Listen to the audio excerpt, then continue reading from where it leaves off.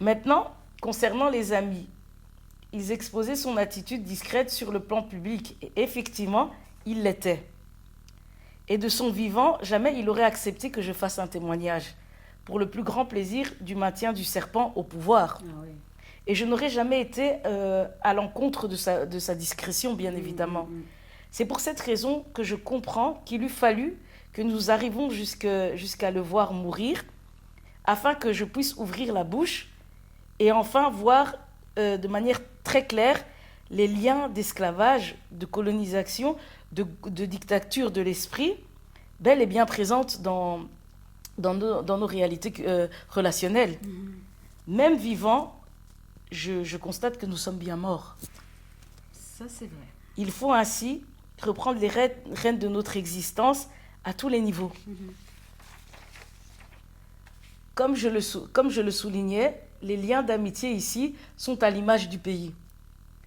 D'une dictature invisible, des rapports où certains tirent les ficelles sur ton existence sans que tu t'en aperçoives. Parce qu'ils marchent dès le jeune âge selon un fonctionnement spirituel lié certainement au choix des ancêtres ou autres, tu vois. Parce que moi, la base de ce témoignage, je le répète, c'est le spirituel. C'est le spirituel. Et au quotidien, ils utilisent tes défauts, ta loyauté profonde par rapport à vos liens, la manière dont tu t'investis, tu t'ouvres, afin de rester subtilement au-dessus du lien. Ça permet d'échouer là où l'autre réussit, sans que tu voies quoi que ce soit, parce que tout se fait selon une logique insoupçonnable. Mais quand tu regardes de très près, ça saute aux yeux, et les systèmes sont là pour nous maintenir le plus possible dans l'aveuglement. Avec tous les exemples qu'on a donnés dans nos liens, on peut ramener ça à des liens physiques. Tu vois, la première fois, on a regardé au niveau des accouchements et de toutes ces choses, mais quand tu regardes aussi dans nos fonctionnements visibles, il y a aussi ces rapports. On peut voir qui a le pouvoir ou pas. Tu vois. Revenons à celle qui porte le même prénom que moi. Tu sais qu'elle se permettait de contacter Fabrice à mon insu, quand elle avait un souci. Ils étaient amis sur Facebook, sans me prévenir également. Et en soi, ce n'est pas un problème. Ce n'est pas un problème. Mais ça en était un dans la mesure où ça n'allait que dans un seul sens. Et c'est là que les intentions peuvent être facilement remises en cause. Et qu'on peut voir ce rapport où ça ne va pas. Et, voilà. Oui, bien sûr. Si toi aussi, tu avais accès à son copain de la même manière, ça aurait été réciproque. Et du coup, une mauvaise intention n'aurait pas pu être soupçonnée, en fait. Exactement. Mais là, ce n'était pas le cas. Elle pouvait se permettre, mais nous, on ne pouvait pas. Et elle était souvent comme ça, très regardante dans la vie des autres, mais chez elle, très discrète, secrète. Même discrète, c'est pas assez, c'est ultra secrète, quoi, tu vois. Et en soi, je n'ai jamais eu le numéro de son copain, qui est son mari actuel. Mais elle se permettait de le contacter à mon insu et d'avoir son numéro, tu vois. C'est à peine si j'avais, et par rapport à son copain, c'est à peine si j'avais accès à lui. D'ailleurs, je n'ai jamais tenu une conversation de plus de 2 minutes chrono avec lui. Et de sa vie, en général, on en connaissait très peu. Mais avec Fabrice, voilà, elle avait un lien, voilà, exceptionnel, quoi. Et celle qui a une âme de leader au caractère bien trempé, en 2018, pendant notre séparation, on a rencontré Fabrice en boîte. Elle est allée lui parler par la suite, mais lorsqu'ils se sont vus ou appelés, elle ne m'avait pas prévenue. Bien que cela eût été dans notre intérêt, en guise de réconciliation, je n'ai pas été mise au courant. Et qui plus est, comme Fabrice s'était plaint par rapport à ma sœur, elle s'était permise de me faire certaines remarques par rapport au comportement de ma sœur. Et ce n'était pas selon ce qui concernait le rapport Fabrice et ma sœur. Elle est venue pointer des attitudes chez ma propre sœur. Mais chez ma propre sœur, ses fréquentations, son attitude personnelle, tu vois. Je trouvais ça déplacé, mais quand tu es prise au dépourvu, souvent, c'est après coup que tu réalises. De nouveau, le problème est nommé comme tel parce que toi, oser aller contacter son homme à son insu, parler de ses proches sans qu'elle t'en ait donné l'autorisation, ce serait la fin du monde. Hein. C'était pas possible. C'était pas possible, tu vois. Si elle pouvait te coller un procès pour ça ou te mettre en prison, elle le ferait, tu vois. Et c'est des rapports comme ça. Oui,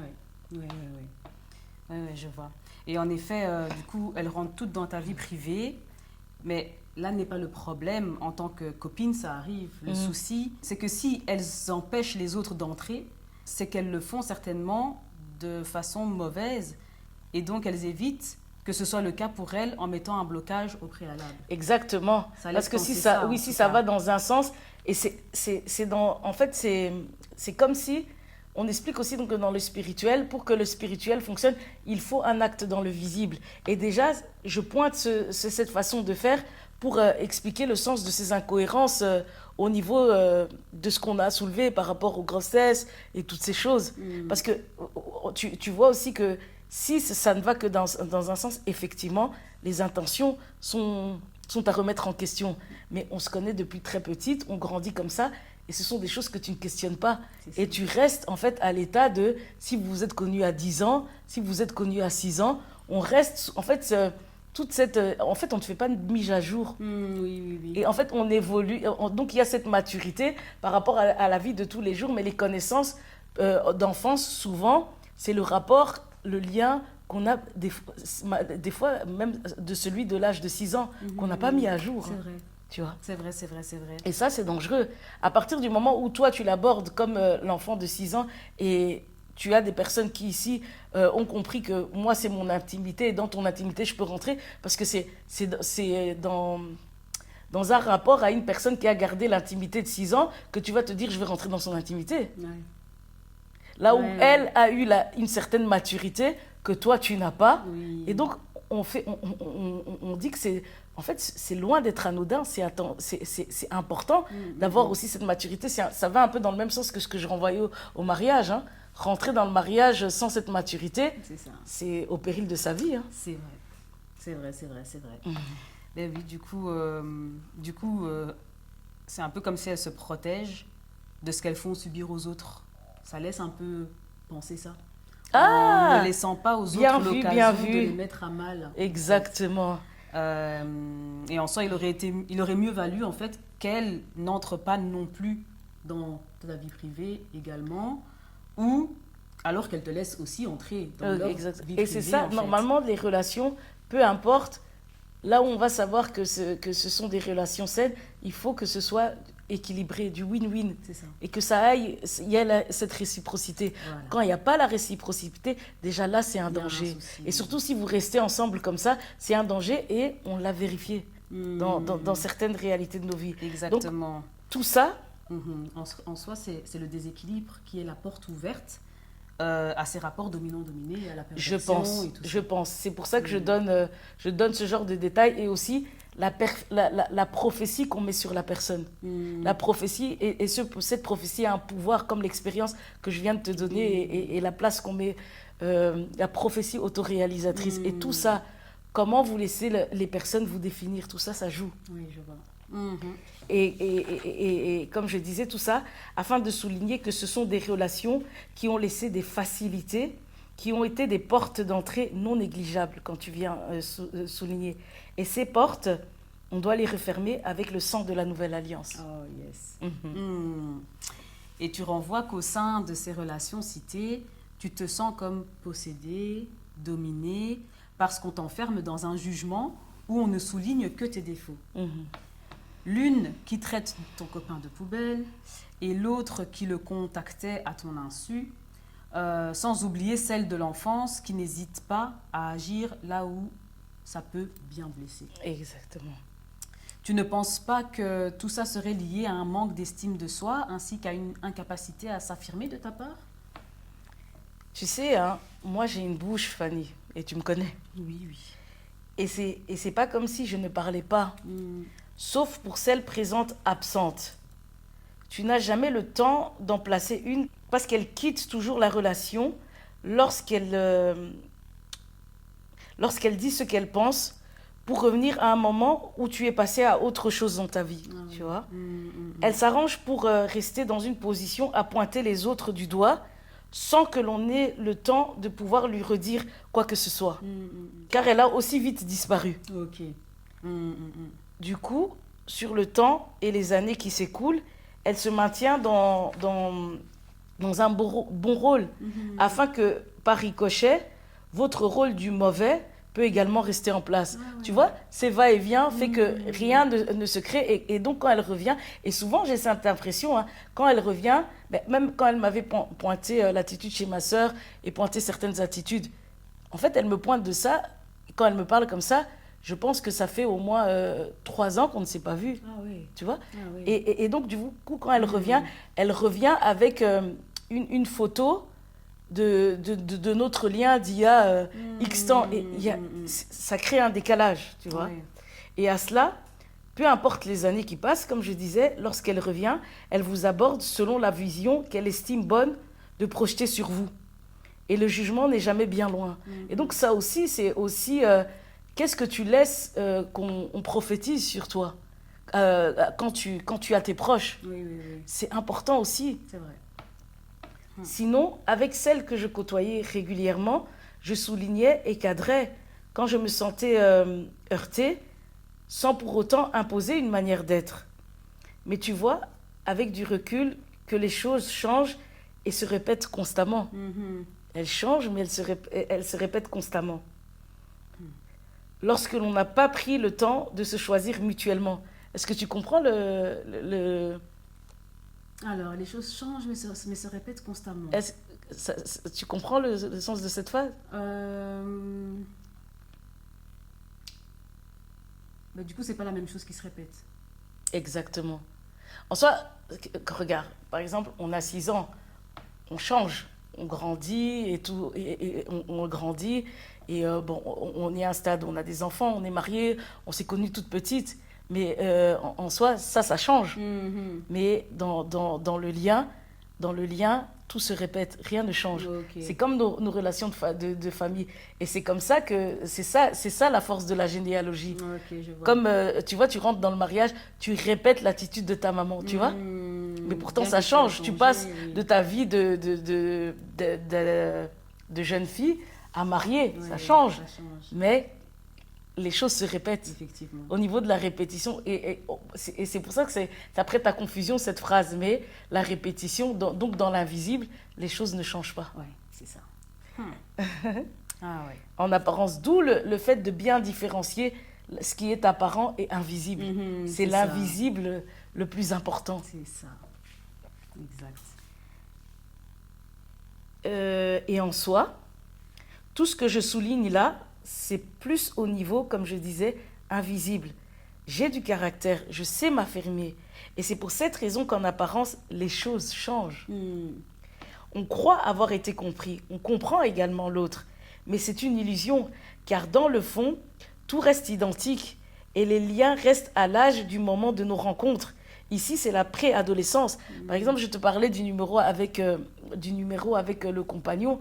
Mais des années plus tard, elle voyage avec quelqu'un d'autre. C'est aussi un coup. Oui. Mais ce qui se répète, c'est la manière de faire les choses. Oui. Tu vois. Maintenant, d'un point de vue spirituel, je me permets de croire que les choses n'évoluent que dans un sens où, à force de les fréquenter, tu es à leur merci. Parce que tu n'as pas de mandat, de titre digne de ce nom, pour occuper une place sur ce premier ciel et cette première terre. Pour ma part, c'est sans regret. Tu vois. Tu comprends, hein? Je ne vois pas d'intérêt à vivre selon les élites ou m'enrichir de manière à dominer une personne. Ça. Si ça arrive, c'est inconsciemment. Mais le faire consciemment, je ne pourrais pas. Oui. Tu vois? Je vois. Donc, tu auras beau fixer des limites, aborder ce qui fâche. Si tu n'es pas une élite, tu es un esclave. On a parlé du bétail et toutes ces choses. Donc, affirmation de soi, estime de soi, sur le plan invisible, ça ne vaut rien. Peu importe, comme je disais.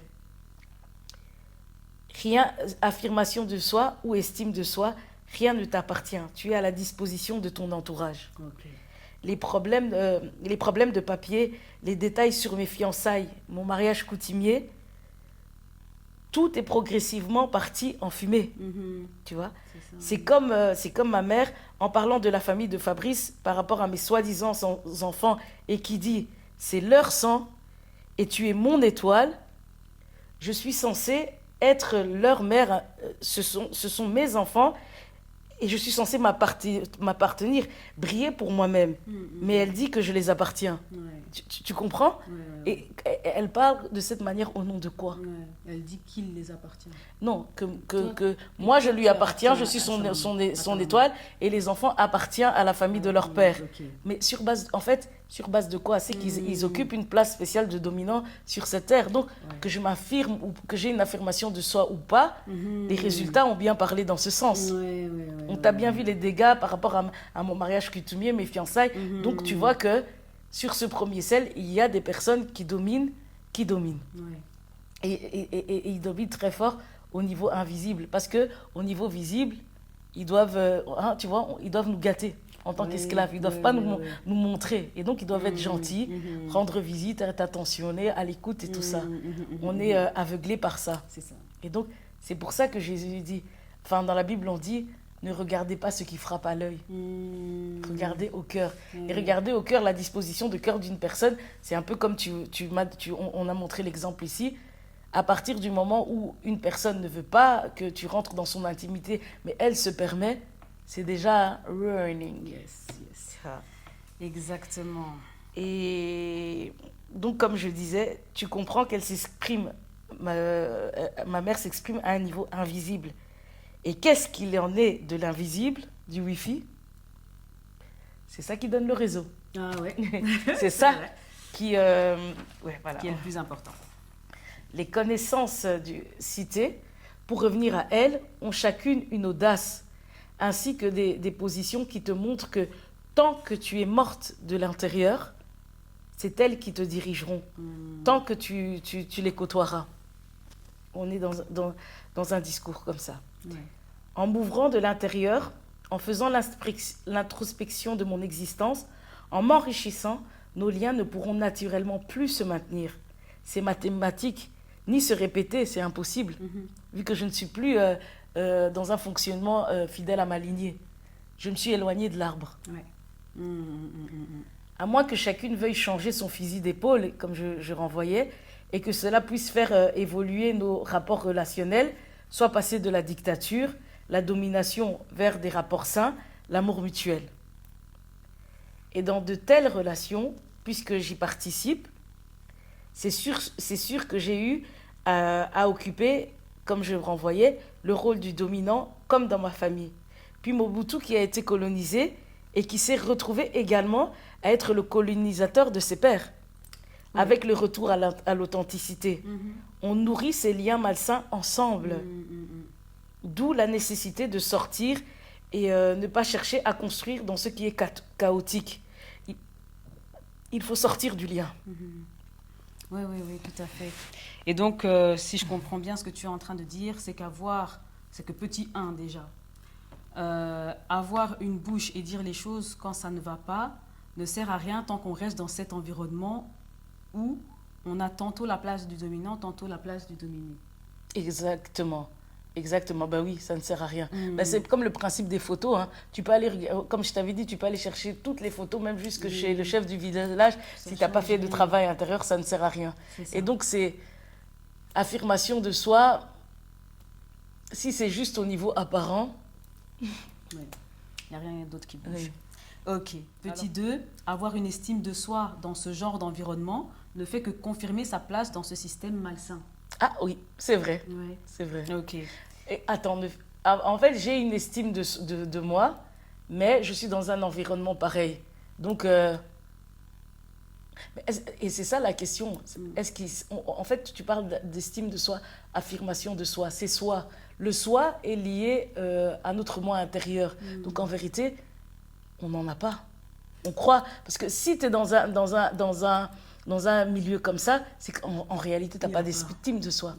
Et je te dis, et en soi, moi, je confonds. Je te dis, j'ai la bouche, Fanny, Mais, donc, tu comprends bien que j'ai la bouche, mais je n'ai pas d'estime de soi. Peut-être m'affirmer dans le sens où je peux dire que ça m'a blessé, ça m'a causé du tort, mais m'estimer, en soi, je ne l'ai pas. Je ne l'avais pas. Oui, je ne l'avais pas. Je vois.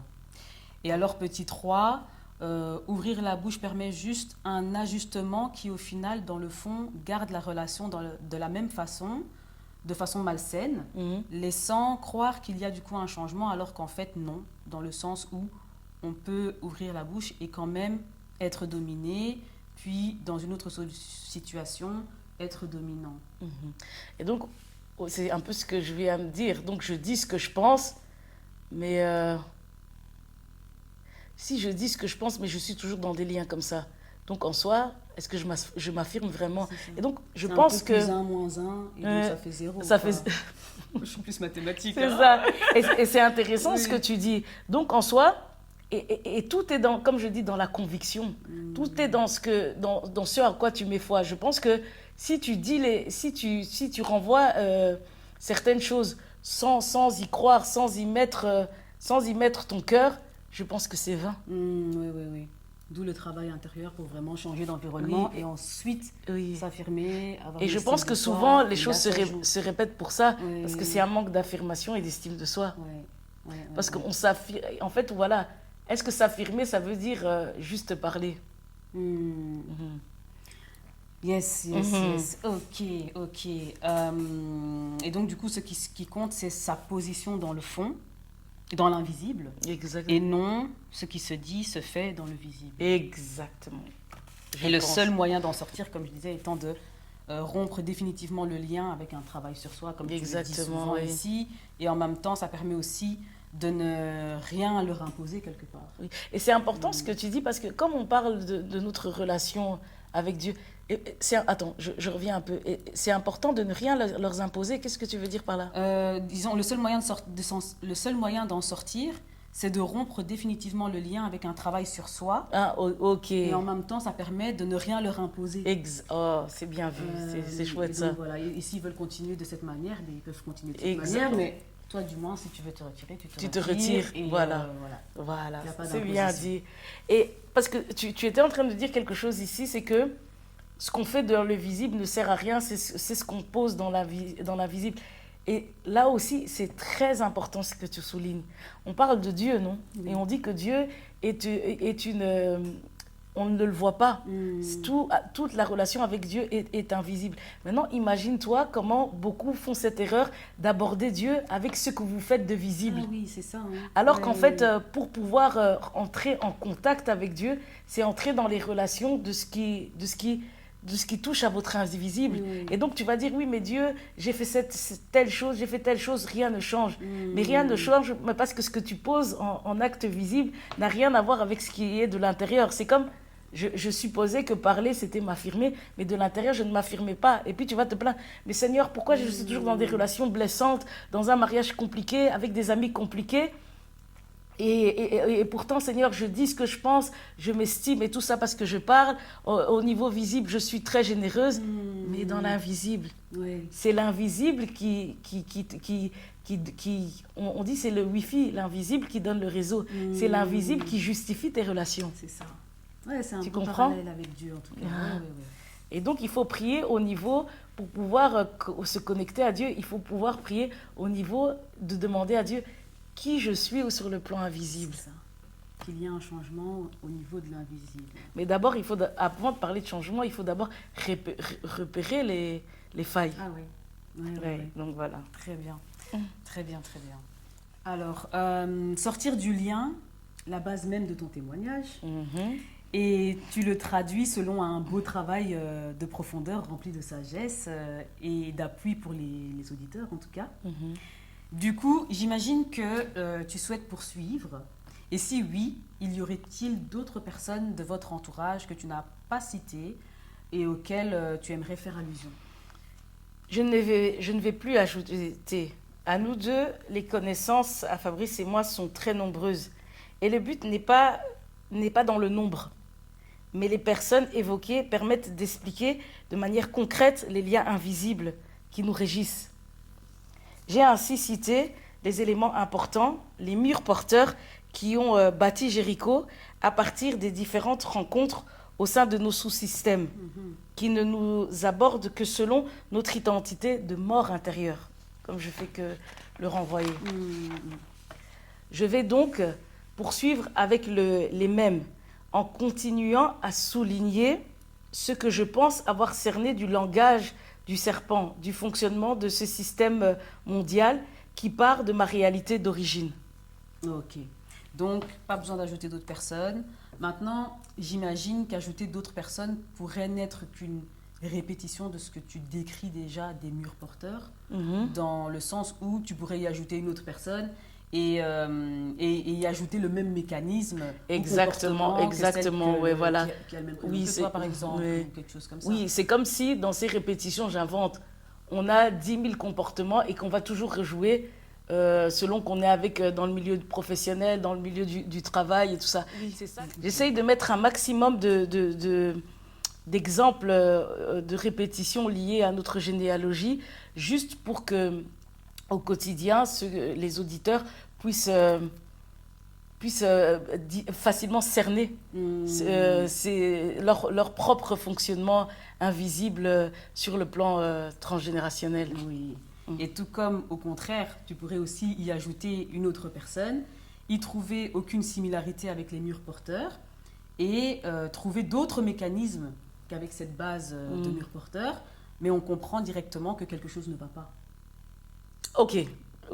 On a déjà donc l'habitude de se dire, ok, je sais qu'ici il y a quelque chose qui ne va pas, donc même si c'est un mécanisme différent, on saura le reconnaître qu'il y a quelque chose qui ne va pas. Ah oui, normalement, oui. Et donc oui, c'est ce que tu veux dire, peut-être que, en fait, les années ont été telles que je n'ai jamais rencontré des personnes qui vont toucher un mécanisme X. Tu vois, par exemple, les mêmes personnes que je côtoie touchent toujours les mêmes mécanismes. Mais peut-être qu'il y a une personne que je vais rencontrer, que je n'ai jamais vue, va réveiller un mécanisme qui date de mon aïeux, ouais. ancêtre. Ouais. Et même si tu ne l'auras pas détecté à la base, ben, tu auras déjà eu l'habitude de savoir. Oui, avec l'habitude, c'est vrai que quand tu as l'habitude de cerner, peu importe ce qui ne rentre pas dans tes habitudes, tu peux le cerner. Ouais. On est d'accord. Bien vu, Fanny. Super. Et donc, je pense que autant Dieu nous place très tard dans le plan qu'il a prévu pour nous, autant le diable, le serpent, place ses élites très tôt dans l'entourage de ceux voués à l'esclavage.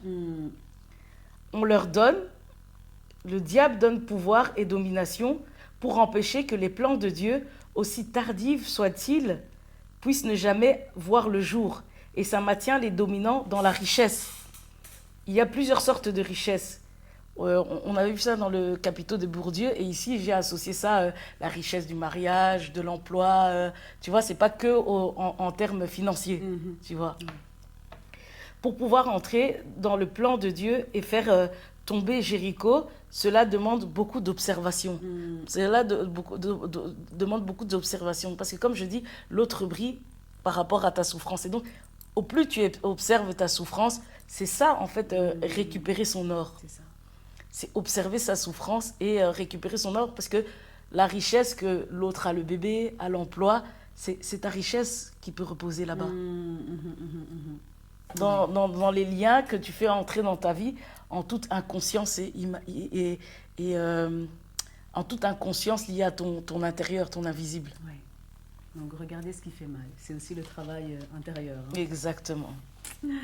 Ok. Donc, là où ça fait mal, ça brille pour l'autre. Voilà. Ça brille pour l'autre ou les autres. Oui. Oui. Mais du coup, regardez en soi là où ça fait mal et l'affronter, ça fait que ça brille pour nous aussi. Par la suite, parce que c'est le travail intérieur. C'est ça, récupérer son or. C'est ça, effectivement. Ok, et je suppose que ces observations, tu comptes les associer à l'entourage? Exactement. Retournons vers les proches de Fabrice. Lamine Dibou plus celui devant le cimetière avec Fabrice, peu de temps avant sa mort. En 2021, les 3 voyagent ensemble. C'est un voyage que je ne sentais pas du tout. Surtout que Fabrice ne s'était pas positionné par rapport à notre relation.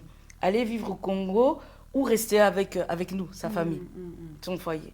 Pour rappel, Fabrice m'avait proposé, si le voyage aurait abouti dans le sens des affaires, que nous puissions aller vivre au Congo, tu vois. Au moment où il m'en parle, très vite, en plus tu viens de parler de ça, au moment où il m'en parle, très vite, j'avais eu à ressentir comme une répétition par rapport à la vie de mes parents. Ah ouais. On vient d'en parler. Voilà. Parce qu'il m'avait également dit qu'il pourrait, soit si je refusais d'aller vivre au Congo, vivre entre la Belgique et le Congo. Ok. Et c'est la vie de qui? De ton père. De mon père. Ah ouais. Ce que j'ai rétorqué sans moi. Et franchement, je ne pense pas que je pourrais aimer une personne au point de consciemment reproduire la vie de mes parents. Et concernant Fabrice, mon rapport à lui était très sain, rien d'une relation qui pouvait pencher vers une dépendance dans ce sens ou quelconque. Et quand on est dans des relations saines, à mon sens, on est capable de prendre du recul quand il le faut, ou rompre quand les choses ne vont pas vers quelque chose de sain pour vous-même. Et en soi, c'est important. Hein. Je dis ça, mais je dis ça par rapport à Fabrice. Mais chez mes amis, c'est pas comme ça. Ah ouais. Je n'ai pas rompu. Ah ouais. Mais pourquoi ça se passe comme ça? Tu as une idée?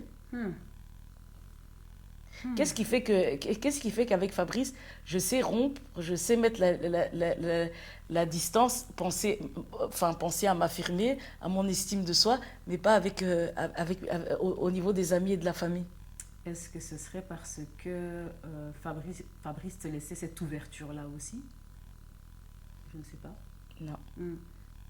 Tu donnes ta langue au chat? Je donne ma langue au chat. Fabrice, je l'ai choisi. Oh, les autres, je ne les ai pas choisis. Et donc là où tu choisis, il y a en fait, tu es directement connecté à l'autre par rapport à ton invisible. Ah ouais. Ouh, tu es connecté à ton toi intérieur. C'est ça. Le choix. C'est ça. Le choix change toute la donne. Ouais.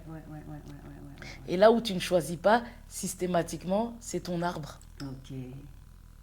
Et donc, il y a le rapport dominant-dominé. Exactement. La perversion. Voilà, exactement. Okay. Et tu peux comprendre que ce mouvement de liberté était présent qu'avec Fabrice, parce que c'est la seule personne que j'ai choisie, comme je viens de te dire, à la différence de ma famille, des amicités.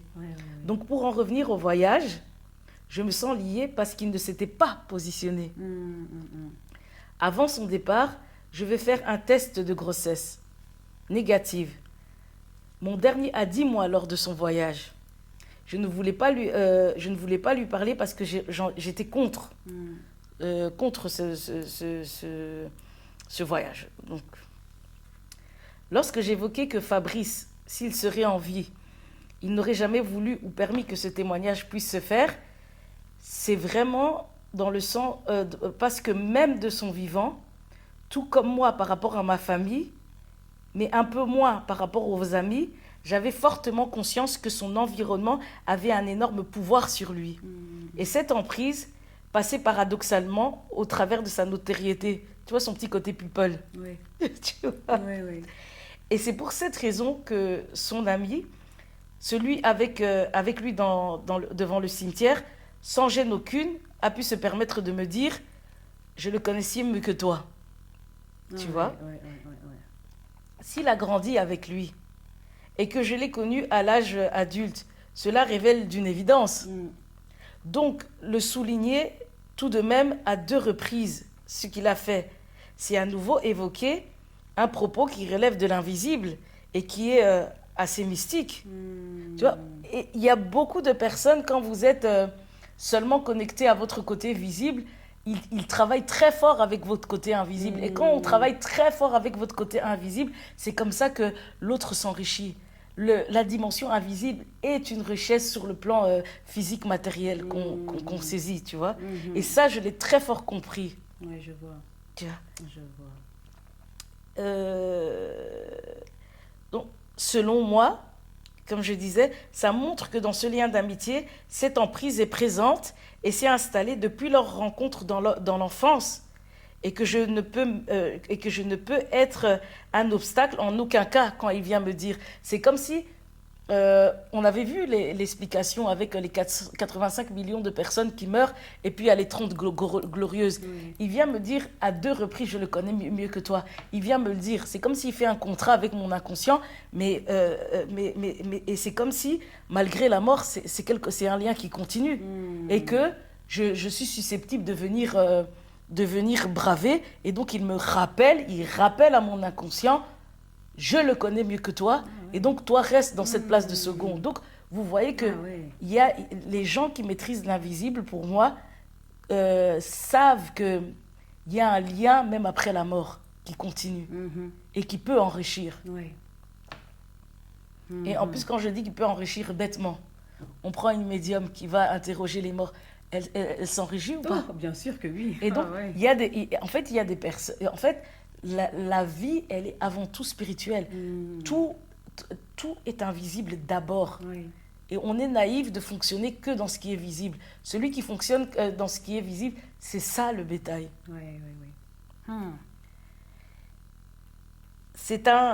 Donc, ce qu'il me renvoyait était, selon moi, avec certitude, un ordre, une suggestion qu'il imposait à mon inconscient.